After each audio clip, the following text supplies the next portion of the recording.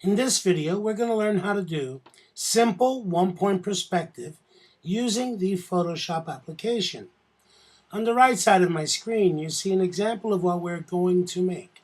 So let us begin the process. We're going to go over to File, New. I happen to be using the 7 by 5 by 300 resolution, and I'm going to name my file 1 point perspective, and I'm going to put my name on the file. Always make sure your name is on the file. Hit OK. I want this to fit here a little bit better for me, so I'm just going to zoom down a little bit. Here we go. That'll be perfect. Now, you'll notice that on the right, there's a horizon line. So the first thing I want to do is create a horizon line. I'm going to use a different color than what's there. So here we go. I pick a little blue. And I'm going to put this somewhere going around the cross, around the center of my page. I'm using a smaller brush. I think it's about a 10 I grabbed. And I'll just use the Shift key. I hold the Shift key down so I can make a perfectly straight line. That'll be my horizon line. Next, I want to put a vanishing point on there. I'm going to put a different color on my vanishing point.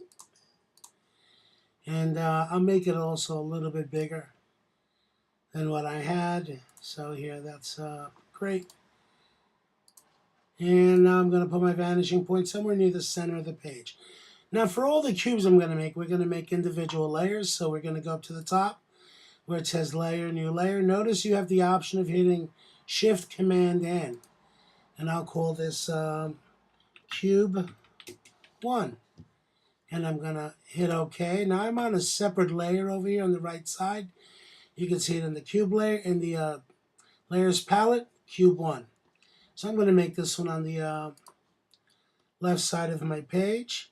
First, I'm going to make the front side, which has to be either a square or a rectangle.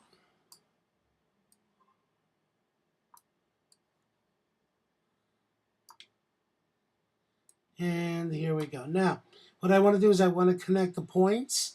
So I'll take this top point and I'll connect it to the vanishing point. And I'll also come back. And I'm doing that by holding down the Shift key and clicking the mouse. Now we're going to go to a new spot. I'm going to click the mouse here, hold down the Shift key. At this point, click, and it'll follow me up to the vanishing point. Now what I want to do is I want to determine how wide it's going to be. So I'm going to look at the distance. If I start here, it'll be longer, shorter. I'll do like a cube. So I'm going to go across, and when I get to this side, I'm going to roll downward. That gives me the basic shape of a cube.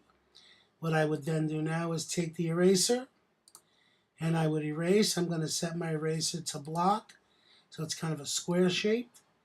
And I'm going to use the Shift key to help me erase as well. It's a little short. Here we go. Do that again. Better. And then I'll vanish or erase these same way using the Shift key and clean up the page. And so that gives me a cube on the page.